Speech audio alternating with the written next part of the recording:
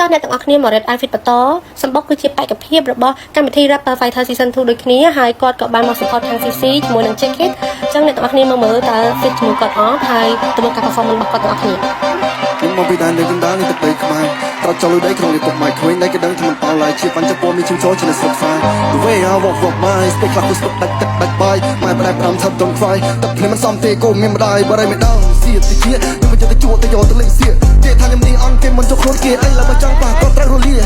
ក្រោបទៀតផ្លាក់ដល់សល់ភ្លៀងរលំសងខំមិនទៀងតែសង្ឃឹមកើតមកជាតិចង់លើសមជាតិសុំពីទៅខ្លួនយ៉ាងណាតែខ្ញុំនៅតែញញឹមទឹកមកមិនទាន់ប្រៃវាគ្មានតម្លៃទុកវិញខ្ញុំកាយខៃដាំដល់ប្រើដៃព្រោះកំណត់จากគូវិស័យមិនចង់ឲ្យអត់នៃមុនពេលខ្សែចោលភ្លៀងប្រើគួយធ្វើឲ្យគេតនៅលន់បបោថាវាជាអ្នកវែងចាស់សងអក្សរលំហូបពីគេនឹងហៅលើវិថីដ៏អស្ចារ្យតែខ្ញុំចង់ចាប់នេះចឹងនៅចប់ដីចាប់ការមិនដល់ឲ្យខ្វល់ពីរឿងគិតខ្លីអត់មានបំផ្លោតែខ្ញុំប្រដល់នឹងត្រីគេតែភ្លេងនេះខ្ញុំយក rap នឹងល្បីខ្ញុំមកលំដំលេងលើពាក្យគេបញ្ចូលធ្វើទៅតែឆាខ្ញុំចង់មានសម្រាប់ហូ melody ខ្ញុំធ្វើមកមិនឆ្លោទាំងអស់គ្នាសុំហូមិនសិនមក